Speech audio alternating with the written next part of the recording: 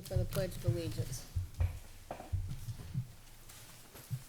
pledge allegiance to the flag of the United States of America and to the republic for which it stands, one nation, under God, indivisible, with liberty and justice for all.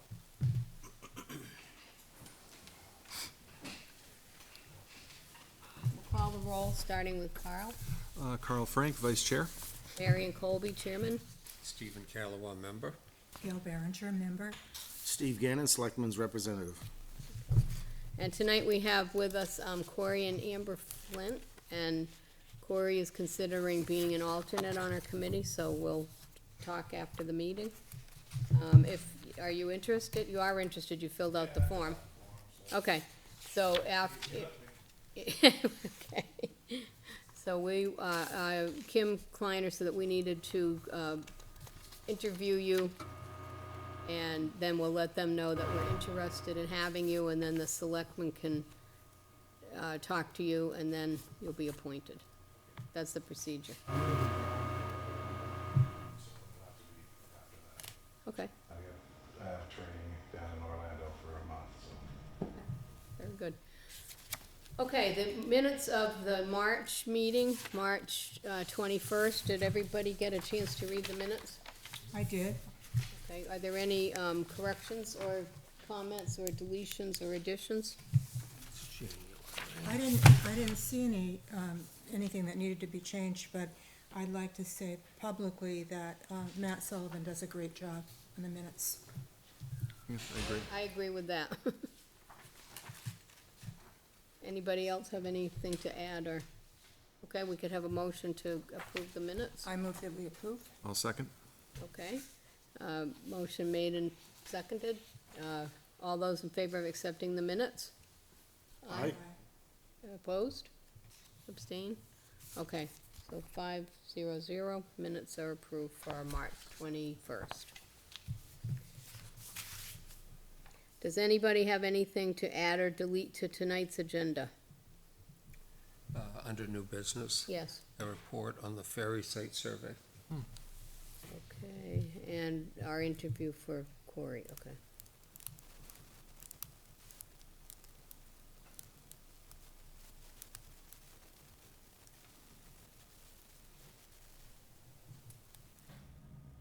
Okay. Public input. Are there any members of the public who wish to speak right now at our meeting, have anything for input? Okay, seeing none, we're going to move on from public input. Okay, we're gonna talk about the status of the Corning House at 540 Charles Bancroft Highway. We have deliberated and discussed this for months, and we were waiting for a decision from the planning board when Mr. Moreau presented his new revised site plan showing that the house would be demolished and that he would build 2 other units instead of using the old house.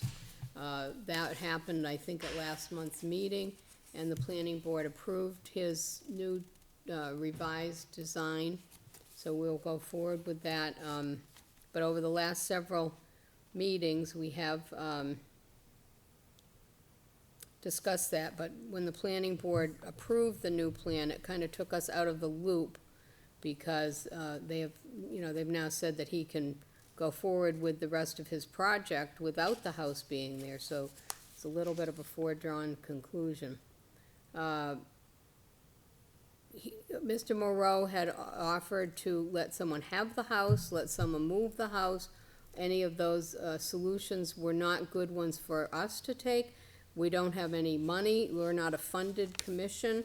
The town didn't have any readily available land to put a house on. There is a issue of the power lines there because of the high tension wires. I think when we tried to discuss moving one of the barns, that was a problem with Eversource. So I think that for all of those reasons, moving the house to another location was out of the question. Mr. Moreau has been very cooperative with us. We were allowed to tour the house. He was generous about donating items to the Litchfield Historical Society, some old items from the house. For instance, the fireplace crane in the old keeping room, a set of about 15 wide boards that had been used for vertical paneling, probably in that old kitchen before a renovation, and an early Parsons cupboard, and an early wooden ladder. So he has donated those, has said that he will donate those things to the Historical Society. But we want it on the record that the Heritage Commission has certainly found that house to be of historic, cultural, and architectural significant value. And that, but unfortunately, the structure of this committee does not give us authority to tell a developer that they cannot do what they want with their property. So with all of their plans have been approved and so forth, there is nothing we can do to stop Mr. Moreau from demolishing the house. And our normal procedure, if we hadn't had so many roadblocks in this and so many odd happenings, would be that we would have held a public hearing. But at this point, we were advised by the town administrator that a public hearing would not be necessary because the builder has already publicly stated his intention of tearing the house down. So having a hearing would just be to go over again all of the ideas that we had for salvaging materials from the house and so forth, and alternate use ideas that we came up with. But he's already said that he is not going to, utilize any of those ideas, and he is going to demolish the house. So at this point, we will do a letter, stating our findings and send it to the town administrator. So unfortunately, that is another house that the town will be losing. Does anybody have anything to add to that? No, I think that you have covered everything very well. And we had, Mr. Morrow had offered us the right to have a salvager in, to salvage any materials that were of value. And I did contact a salvager, Northeast Salvage out of Exeter, and I met with him there. And unfortunately, in about the late 1960s, early 70s, when it became the horse farm, it was purchased by Barbara Dubois and Darlene's mother, and there was extensive renovation. There were no interior original doors left. There were no original windows left. The house had been reworked, everything from beams to floors and so forth, so that the flooring on the first floor and the second floor, although they were lovely wide boards, they were very, very thin because they had been refinished so many times. And those are not desirable to people restoring older houses. They'd like thicker boards, they like them in original paint and so forth. There were some boards in the attic that could be salvaged, but the most important things in the house were the things that are being donated to the Historical Society. So we felt that we had a nice gift from Mr. Morrow in terms of those things. Right, and that is, we appreciate that he was cooperative about wanting to, donate those items, but there's unfortunately nothing of great monetary value in the salvage materials. So. And what we have to think about too, as a committee, and the town will have to think about, is that if they would like us to have more authority to prevent these buildings from being demolished, we have to amend the regulations for the Heritage Commission. And that is something we're going to have to think about. That would have to be done by a warrant article. Right. And that needs to be discussed. Right, it would have to be the will of the voters but we really have no authority. So people will be very upset that that old home will be demolished. But we obviously, we would have wanted it saved, even if it was just left as an artifact, just sitting there and, mowed and so forth. But That is beyond our it's power. beyond our control. We have no control over it, so we're very sorry about that. And one of the other things that we will need to think about on the Heritage Commission, the Historical Society has already begun to think about it, is the establishment of a historic district in the town on the main road, so that we can hope to prevent demolition of more early houses.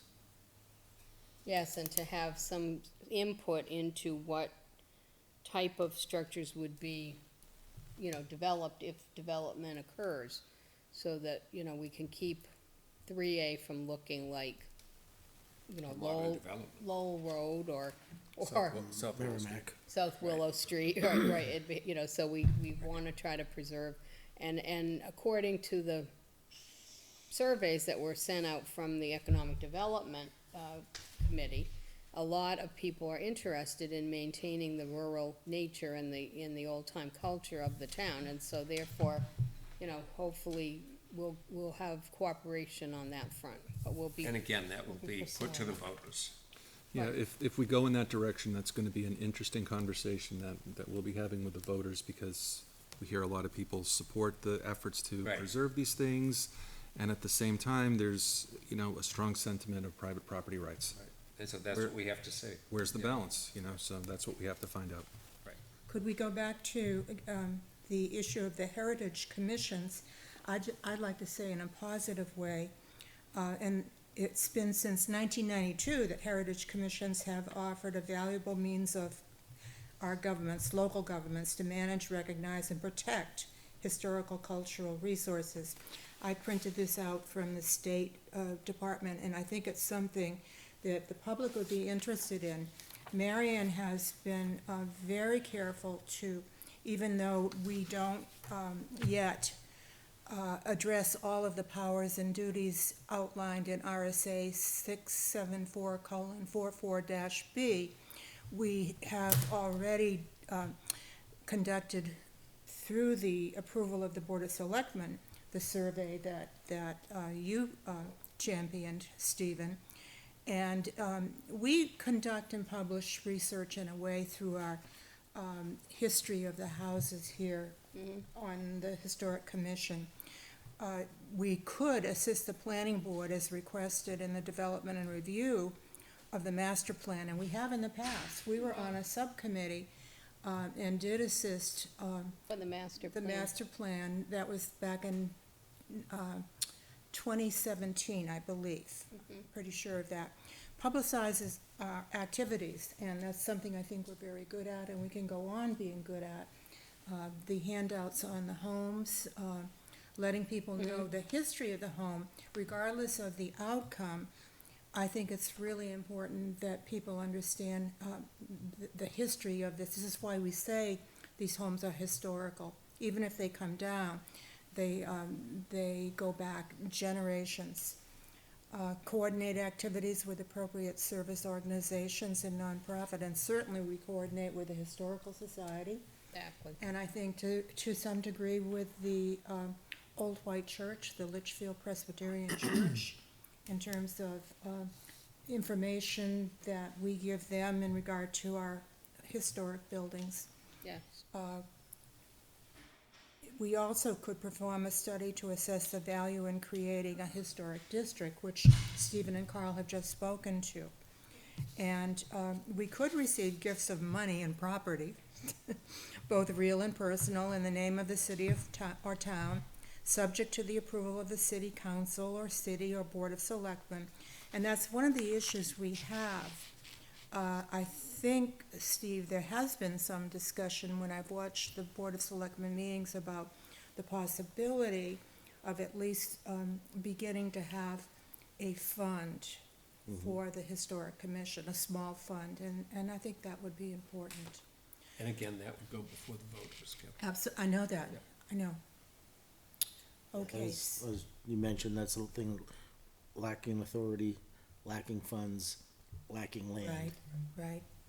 So we have knowledge, we're willing to share it, and we started doing that last summer, when, as part of our role to try to educate, and Stephen gave a history of the church building. First, we decided to start with the 5 buildings that the Historical Society worked so hard to get put on the state historical register, and we started with the church. And then, in November, this came up, and then our focus went to this house, and, you know, it's difficult, cause these are volunteer positions, and everybody does have other tasks and duties and committees and so forth, so, but we are trying to make progress, and we are working toward those goals. And, you know, if people are interested, they're more than welcome to come to our meetings, or, you know, I hope that people will get the idea that they're gonna learn a little something if they tune in, and it might be a little bit more interesting than some of the meetings, I don't know. So hopefully we'll get a little bit bigger, you know, viewership, we'll call it that. Well, what I read from these guidelines, or actually the Heritage Commission RSA, is that we're not just about approving or recommending that a house be saved or agreeing that it needs to be torn down. As I just read to you all a portion of the activities, there's a broad range of activities that we can attend to, address, participate in. Right, and we're gonna get to one of those, which is going to be, the next item on the agenda. If we're done, does anybody have anything else to add for the Corning House? No. All right, moving on then, the, semi-quincentennial of the USA is coming up in 2026. And we've discussed with the selectmen, you know, that we would be sort of spearheading a, program, or I guess you would call it at this point like a little fact-finding thing about what we wanna do, and getting something, you know, a warrant article out to the voters so it can be funded. And, Getting a committee together. And the State Historical Society sponsored a program a couple of weeks ago, for various historical societies, commissions, and so forth throughout the state to get together and sort of a confab about what plans they have, what they're doing, and so forth. And, I'm a member, Stephen's a member, and we were able to go to that. It was like a day-long program up in Concord. And we got some good ideas for, you know, what other towns are doing, and some ideas about, not only for that particular event, but in general, there were some ideas about funding and programs and things that are available, you know, different grants and so forth through the state, through different organizations. So, it was a very interesting program, and we learned quite a good deal from it, and we have discussed, we're gonna work in conjunction with the Historical Society and set up a committee to start working on, fleshing out. We need to do this summer so that we can have, something to present to the selectmen and get the warrant out. I'm not exactly sure of how the process works, but to get things rolling in that manner. And after we get through with, the Historical Society, of course, will be, you know, spearheading the Memorial Day festivities and program down at the Old Town Hall on the 27th of May. And after that, at our next meeting, we'll be discussing this, you know, setting up a committee for this, for the 250th.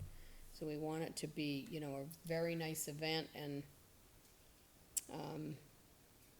hopefully we'll have good participation in that. Anything to add to that? But that's one of the things that, as a, you know, Heritage Commission, that we could be involved in, and work with another group, the Historical Society, on that. And meeting with the Parade Policy Committee. It was decided that all events for the semi-quincentennial will be held down in the Old Town Center, again, because it's a closed venue. So that we can have a parade down there, we can have people walking between sites and so forth, and not interfere with anything, or you have to have any extraordinary amount of personnel to try to conduct the day. You know, like that, and if we get ahead of it and start asking for donations, people are more apt to give money than right. for the town to say, I'm taking your money.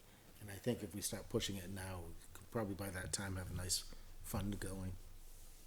Right, Yes. and we have an experienced fundraiser here Right. who can give us advice, For the because town's 275th anniversary, Gail was a she terrific single-handedly fundraiser. raised I don't know, $1 million. We raised, $20,000.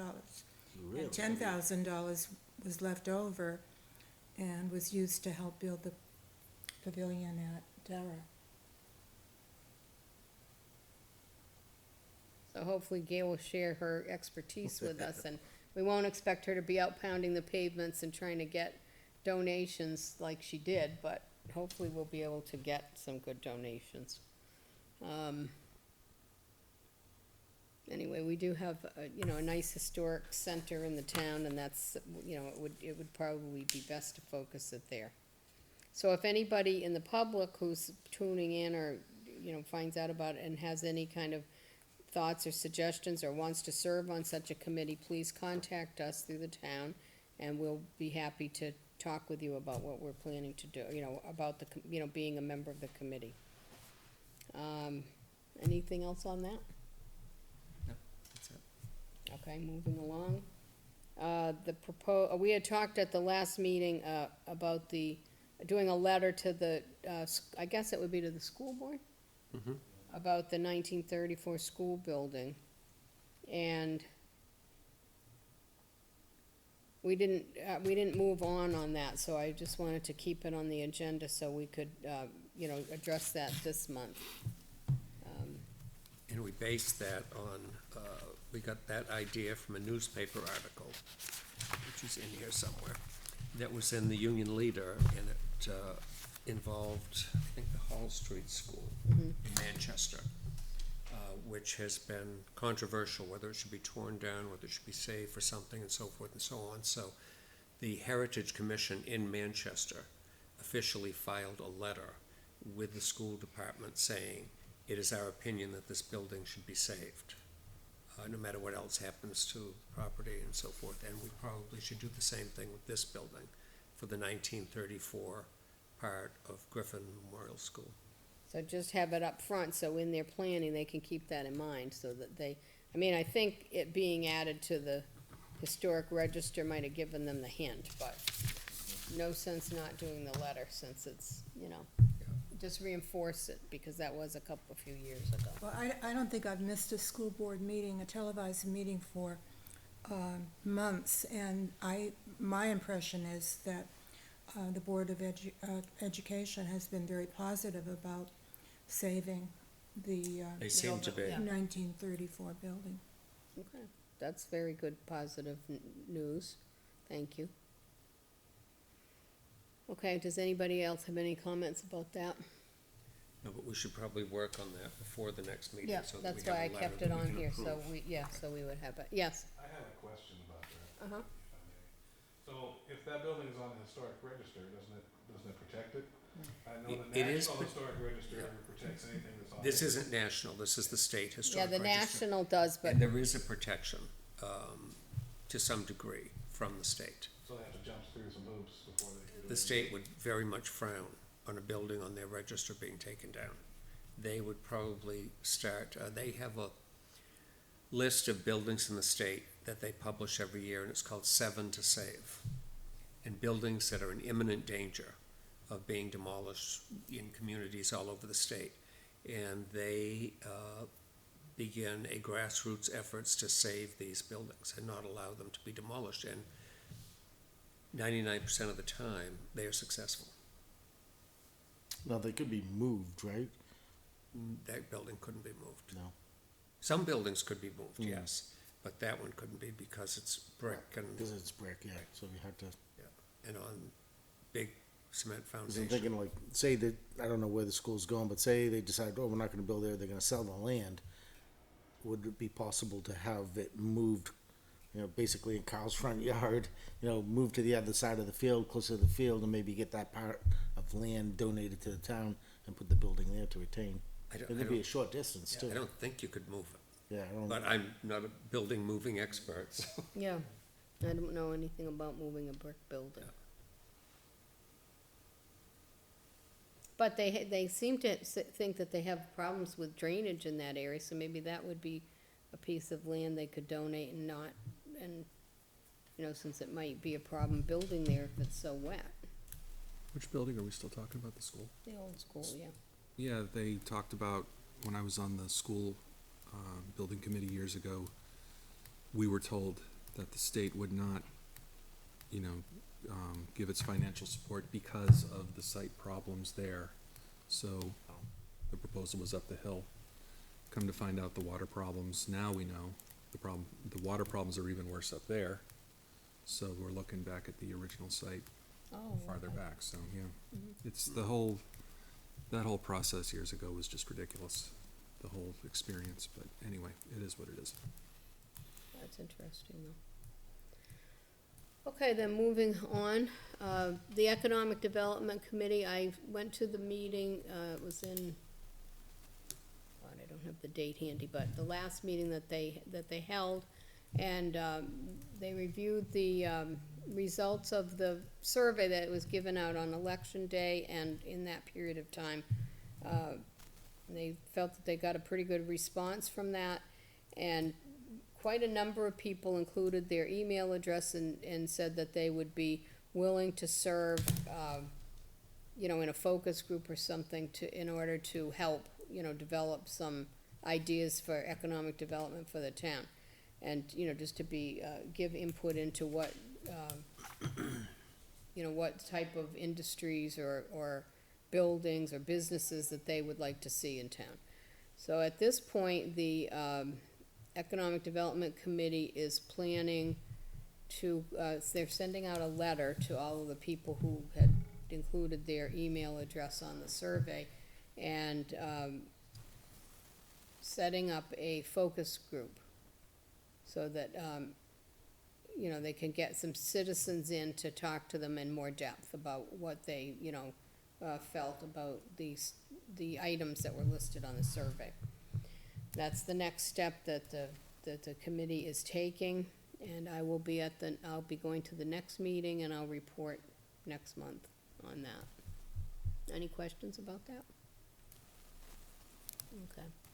That's another committee that is also, their meetings are also televised, and they have,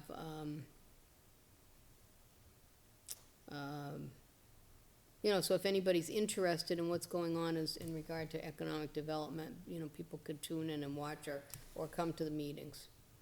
And it's always on the town calendar, so, okay, anything else on that? No? Okay, so new business, Stephen, you wanna give us a report on the ferry site survey? Yes, the ferry site survey, part 2, second phase, began this week. And today they arrived with ground penetrating radar. And they surveyed the site, and they did not find evidence of any human remains in what is left of the old cemetery. So that is good news. And they also were able to find the footprint of the original meeting house that was built in 1736. And several other things on the site they had tagged earlier today with white flags all over the place. And so that is the beginning of the Phase 2 survey. So we will see them down there as the summer progresses. And So will they put some permanent markings so that maybe as time goes on, I think you mentioned before that you've seen it where they put like a foundation and they fill it so that you knew where it stood. And it's not a tripping hazard or anything else, but it would be kind of nice to see, like, where did it originally stand? they will map that out for us. And that would be up to us to Okay. determine how we were gonna designate those sites. But yes, they'll have a map and a report as they did for the first phase. And it should give us a lot more knowledge of that site, particularly the muster grounds. Yeah, so I think it'd be great to, because it is historical, it'd be nice to have some kind of marker and a story up there so people could read and understand why is it so valuable and what it would look like. And there are quite a few things on that site. Yes, So that we yes. may eventually have a map in that kiosk that's there and little signs at each site so that they can walk around and see what this was or where this was and so forth. I think you're on point there with your remark about a marker. I think the Old Town Center has just been really refreshed by Jason, yourself, and others. And at some point, I hope that we'll have the energy to get a committee together and fill out whatever forms we have to fill out with the state to get one of those green markers you see everywhere. We don't have one in Litchfield, and we really, really should have It's one. hard to comprehend that that land had houses or a building and it had a, Right. because the river's so cut back so far to it. It was 600 feet further toward Merrimack. Wow. When the river So change, don't that's what, forget- I mean, the river, you know, Right, cut that all you the way. can't stop the river from changing course, so. And when you think about the muster ground, which has just been beautifully cleared, Yep. and you guys are gonna seed it and have it look natural and Maintain it so that smooth. you can go up there and get an idea of. Well, think about that, the muster ground was a place where the Litchfield young people joined together to prepare to go to war. And I think, as you've said, that's one of the few muster grounds in the state The only, I believe. that Is are not still developed. intact, still as it's there. It's pure, beautiful land. And maybe for the semi-quincentennial, we could find a group of recreators and have them muster and camp up there during our events and so forth, which might be kind of fun. Right, and that's another very good reason for having that area of town be the center of this celebration, because of course, you know, they mustered early, for the right. Revolutionary War there, and it's so, you know, historically significant. One thing that we plan to do, and I'm sure we'll get cooperation on it, is, a lot of the towns were focusing on, you know, involving the schools, involving the students. And we got some good ideas on, you know, what we can approach the school board with, or this, you know, the principals or whatever. Have the children do projects to Right. get them excited about the event. Right, so anyway, we have some good ideas, and we're looking for more, so.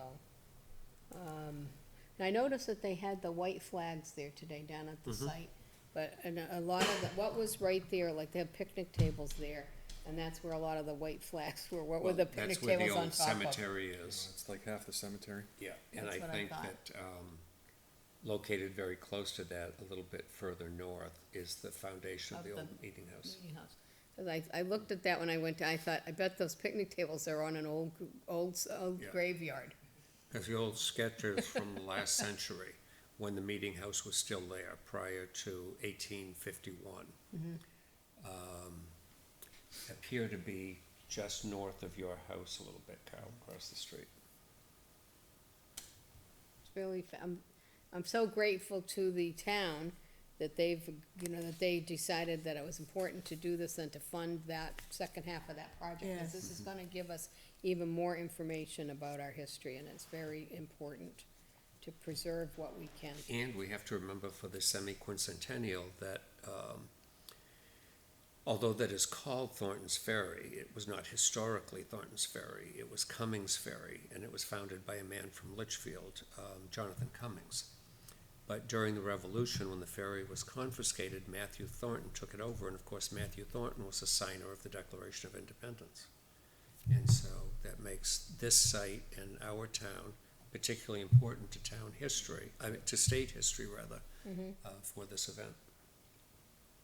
Yeah, I thought it was very interesting at that meeting about all the, you know, the various towns and how they're going to approach it. People are starting as early as this fall, Right. or this December, I There will think. be events in Portsmouth this fall. Portsmouth, they're gonna start and, reenact the, Fort William William and and Mary, incident. Where they grabbed gunpowder that then went down to Bunker Hill. Yeah, so all of that is interesting, so it's, they kinda don't want everybody to just do everything on Fourth of July weekend 2026, but,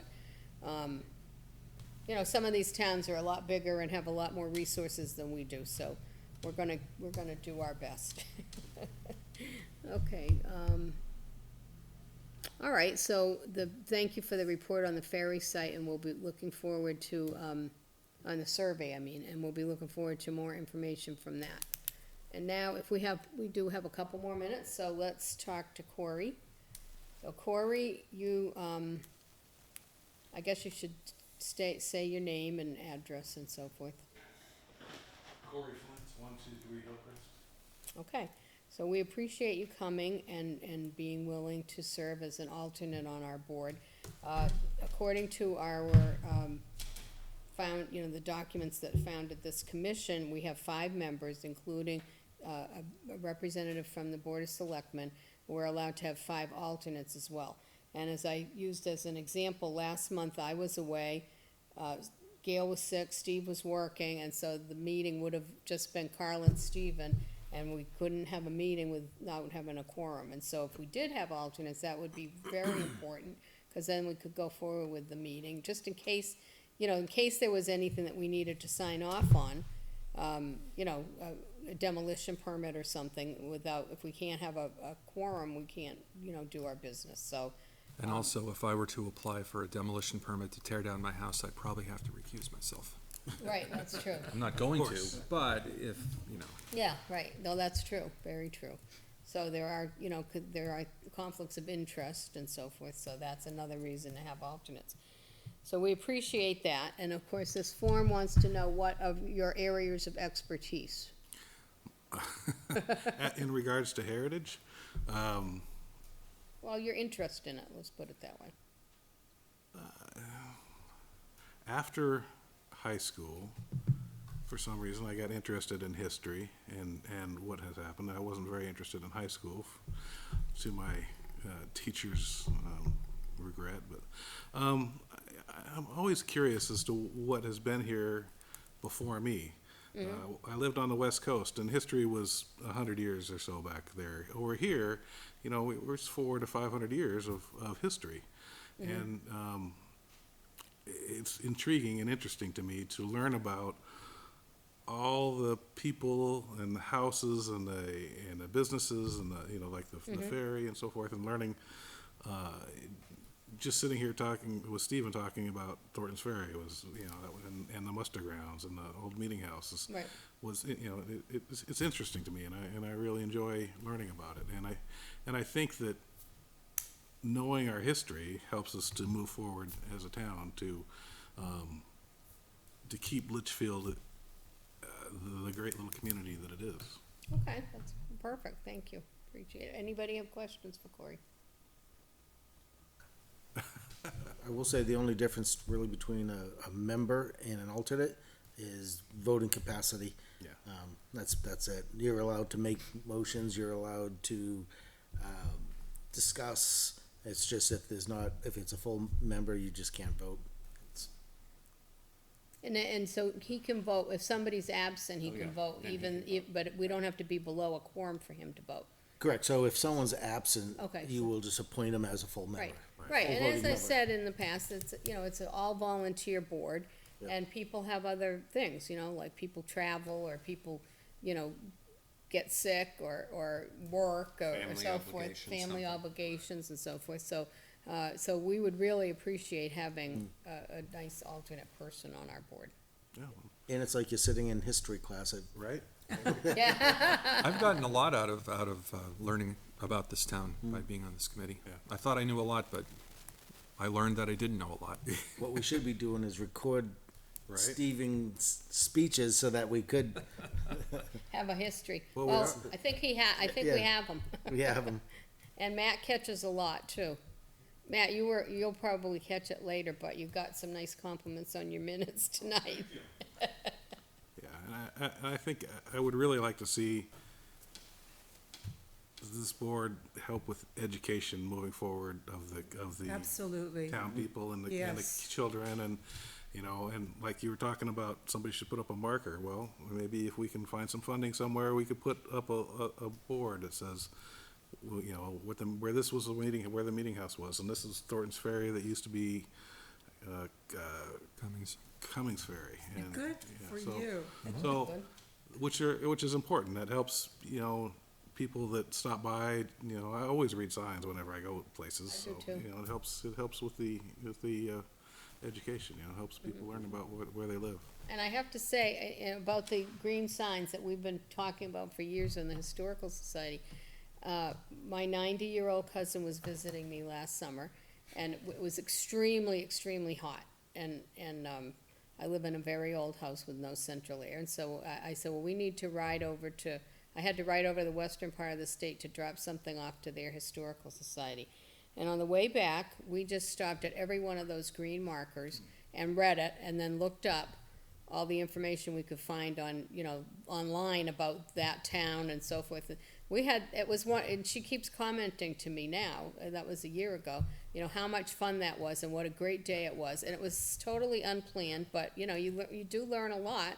And those signs are important, and a lot of people do stop and look at them. And I think it's nice for people flying down 3A to know that, gee, there is a reason why this little town is here and why it looks so good, So I think you're right, it's important to preserve the culture, and it ties us to our past, and, it's good for the. And there is a committee in town, not part of the Historical Society or the Heritage Commission, who is working on getting a state sign to commemorate Chief Passaconaway. And probably it will go up just south of the old Litchfield garage because of the islands behind there. Those were the islands that he lived on at the end of his life. And so maybe along the side of that field or something, so that people will realize that was his home. And going forward would be nice too, where in today's day, QR codes, you could get anything on your phone. So if you have a QR code, then you could have you could hear Stephen's voice describing what the situation is and Right. what's the significance of this piece of land. Yeah, the kids would eat that up. Oh, God, yeah. Oh, yeah. They're not gonna read. No, Yeah. but They'll they'll definitely- QR code something in a second and Yeah. see what it's. No, but so I think that in your comment about education and that, and I think it's, we have to do a lot of outreach. And I think that's what we're working on. And I have noticed by, looking, I was showing one of our meetings to a friend of mine, and I said, oh, wow, we had 35 views. Which was a lot, because when we started being, which was only about a year ago that they started bringing us indoors and recording our meetings, because we used to meet out in the gazebo, because we didn't have a meeting room. Or the plans room right next door. Yeah, but we didn't have an official, spot or time frame and so forth. Anyway, but we would get like 3 views, and that was it. So I think, wow, we've got tenfold improvement in our viewership. So I was really happy with that, 35 Growing by people. leaps and bounds. Yeah, growing by leaps. We might get up to 100 in a few years, I had no idea how many historic commissions are in New Hampshire. Yeah. I mean, Yeah. pages of, And it is really serious business in a lot of towns. yes, yes. I had a couple of calls from other historic commissions, and one was in Gilmanton. And, they were horrified that an early house was being taken down and stuff, and they said, well, we'll come down and talk to the builder and so forth. I said, well, I think it's pretty much a finalized plan at this point. Well, this has to be stopped and so forth. And I said, well, we don't have the same authority that you do in Gilmanton, and they really do have a lot of authority. All right, so we'll have to, Full- but this is all, it's a learning curve and a growing process, and so, Full disclosure, I believe in property rights. Oh, yes. I don't think that we should be able to tell people how they handle their property. Now,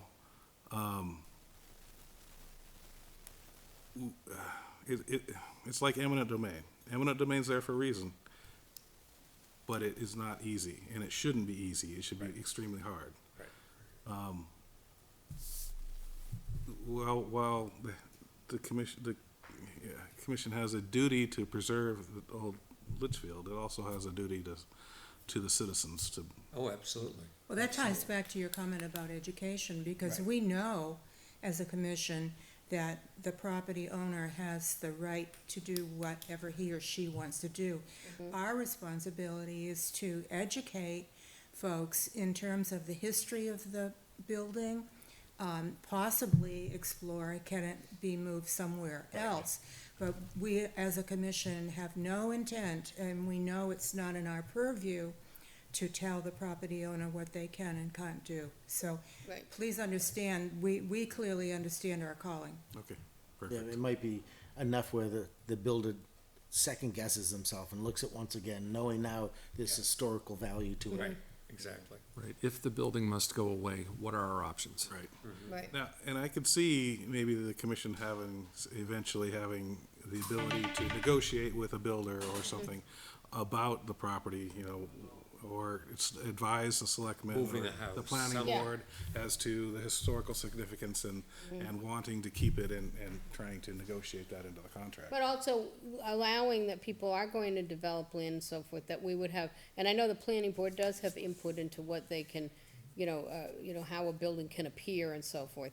But, you know, that we could work on that angle as well, Right. you know, just to make sure that it isn't gonna just be, you know, Absolutely, and like you said, forming a historical district or having some input as to how the buildings are, the exterior of the buildings when they're put up, like what's probably gonna happen there across from Mills, you know, would be excellent, you know. well, and even when they were talking about the gas station up there, past Edwards Auto, that they, you know, had him design, you know, the building plan so that, I know the planning board was working with them on that, like, you know, how the facade of the building would be and so forth, so it wouldn't just be, you know, plunked down like a, you know, on a street corner and, you know, some Every city other somewhere. Typical Like a Mills Dunkin' Street. Donuts Yeah. building. Irving or Yeah. something, Like yeah. an old Colony gas station, remember those? Yes, sure.